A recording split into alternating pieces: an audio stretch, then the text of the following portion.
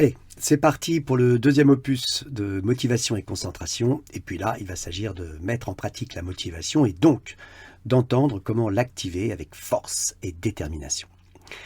Je vous propose de partir de cet objectif que vous avez affirmé lors du précédent audio, celui que vous avez trié parmi toutes vos espérances, qui vient probablement du fond de vos souvenirs ou d'une pensée récente, et qui vous donne une direction pour changer une habitude déplaisante, une émotion désagréable dont vous aimeriez vous débarrasser, bref, un caillou dans la chaussure qui vous gêne pour avancer. Alors comme tout le monde, réussite et échec font partie de votre parcours de vie. Mais si vous pouviez identifier les obstacles qui vous ont empêché de réussir quelque chose auquel vous teniez, peut-être trouveriez-vous les causes dans une mauvaise habitude prise, à travers des croyances limitantes, comme quoi ce serait trop difficile, ou alors vous n'avez pas assez de temps à consacrer pour cela, une forme de procrastination qui vous fait remettre à plus tard cette envie d'aller au bout. Ou alors, dans le « j'ai pas assez de bonnes sensations », peut-être que le jeu n'en vaut pas la chandelle, pas assez d'émotions dynamisantes, comme s'il manquait quelque chose de puissant pour assurer la réalisation complète de cet objectif.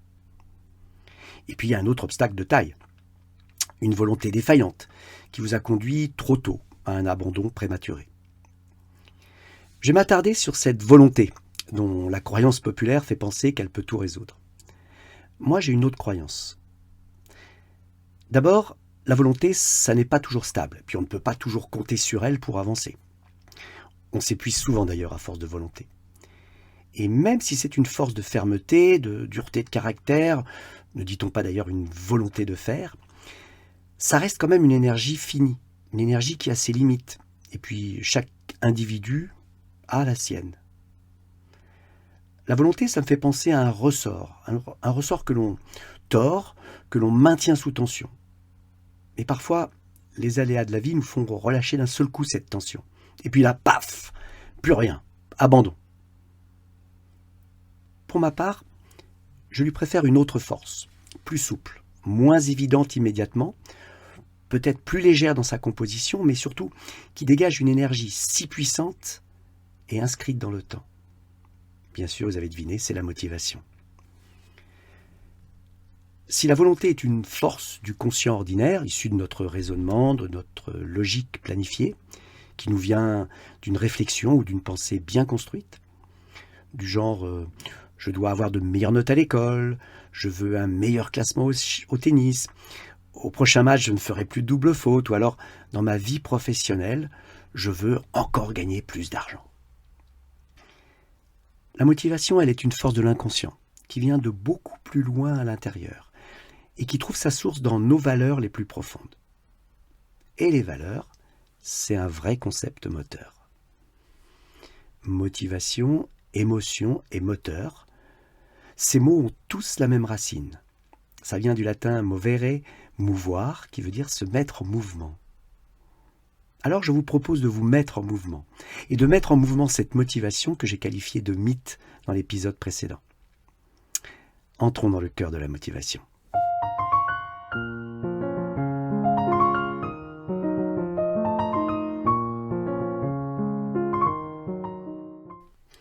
Un mythe, c'est un récit légendaire. De là à dire que la motivation est une légende et que ça n'existe pas, il n'y a qu'un pas, que je franchis allègrement. Bon, ça demande quand même un petit peu d'explication. Si vous dites à quelqu'un « motive-toi », bien inspiré celui qui va immédiatement se mettre dans l'état nécessaire pour être motivé. Mais si je clarifie ce qui est contenu dans le terme motivation, je me donne une chance de ressentir ce qui va la favoriser. 3 ressentis, 3 actions, 3 états à créer pour être motivé. D'abord, c'est avoir envie d'y aller, comme être attiré par un but qui vous dépasse, un peu comme 2 aimants dont les pôles s'attirent. L'objectif et vous, ce sont les 2 faces de la même pièce.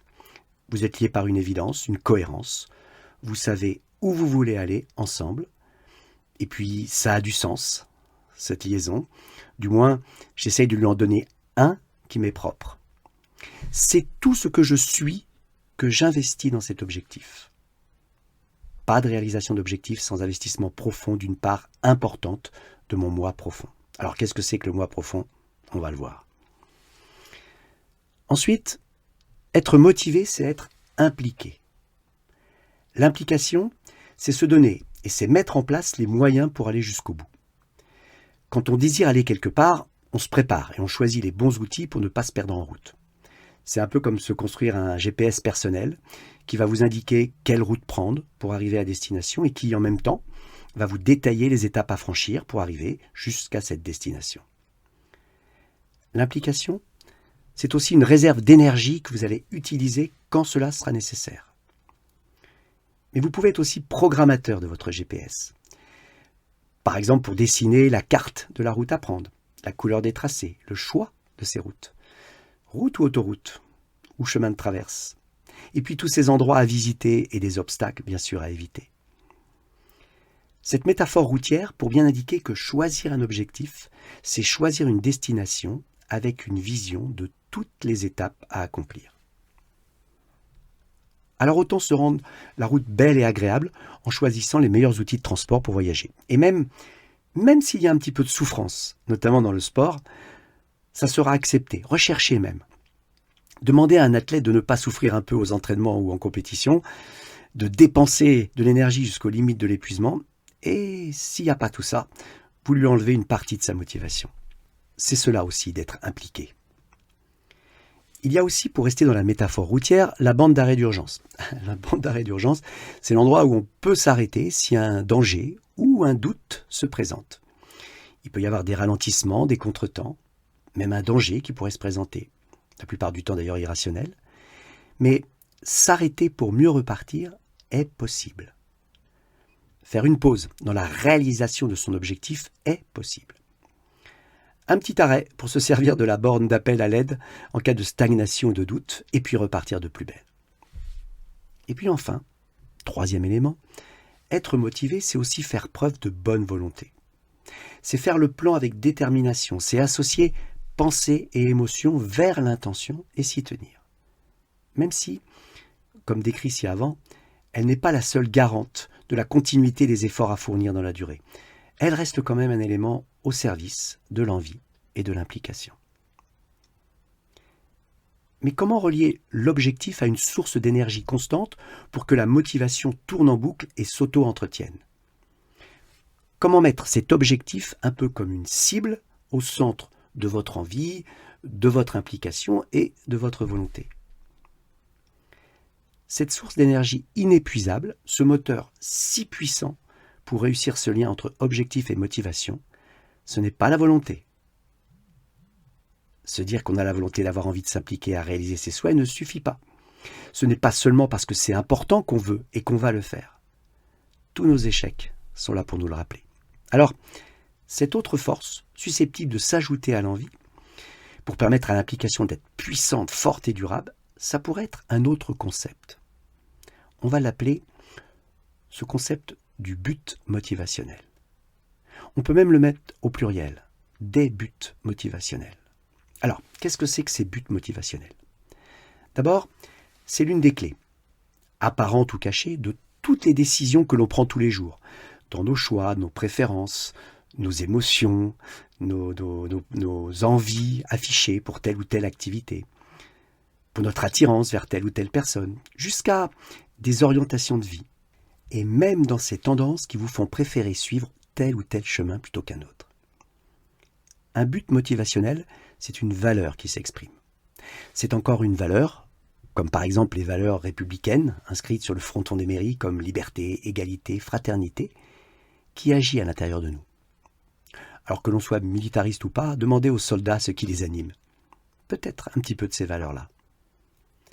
Souvent, d'autres valeurs comme le travail, l'amour, la liberté, et d'autres aussi communes, nous ont fait prendre des décisions déterminantes dans nos parcours de vie.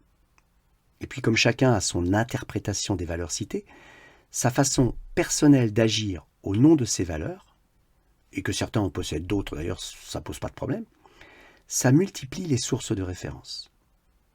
Et vous d'ailleurs, quelles sont vos valeurs essentielles ? Quels sont vos buts motivationnels ? Vous savez, il s'en passe des choses merveilleuses dans mon cabinet. L'hypnose d'ailleurs pour ça est un formidable catalyseur pour faire émerger les valeurs profondes de chacun. Les mots sont forts et les pensées s'éclaircissent. Chacun son interprétation de mots comme amour, amitié, courage, bonheur, créativité, effort, paresse même aussi. Derrière chacun de ces termes se cachent des émotions, des représentations propres à chaque individu. Et chacun va activer cette représentation comme un moteur qui va se mettre en route pour aller vers le but qu'on s'est choisi. Et votre but, qui n'est pas celui d'un tel ou d'un autre, il se renforce pour devenir un but motivationnel. S'y connecter, c'est se donner toutes les chances de parvenir à ses fins. Et puis, comme une valeur peut en cacher une autre, un peu comme ces poupées russes, un peu à la mode en ce moment, où à l'intérieur de la plus grosse se cache encore une autre plus petite et encore une autre plus petite, jusqu'à une miniature concentrée lors de l'effeuillage final. Et c'est souvent dans cette facette à tiroir que se révèle notre véritable force de réussite. En cabinet, l'un de mes premiers objectifs, c'est de connecter la personne à sa principale valeur pour qu'elle mobilise toutes ses énergies vers son but à atteindre. Et parfois, grâce à ce travail d'introspection, en s'explorant soi-même, on apprend à mieux se connaître.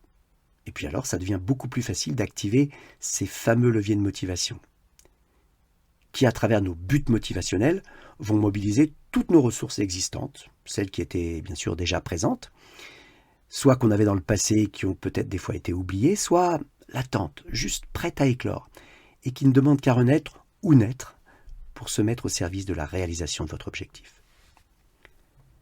Vous allez voir comme c'est étonnant de découvrir toutes les énergies cachées que l'on possède. Alors vous pouvez en rester là maintenant, et puis reprendre un petit peu plus tard l'expérience qui va vous être proposée dans la vidéo suivante.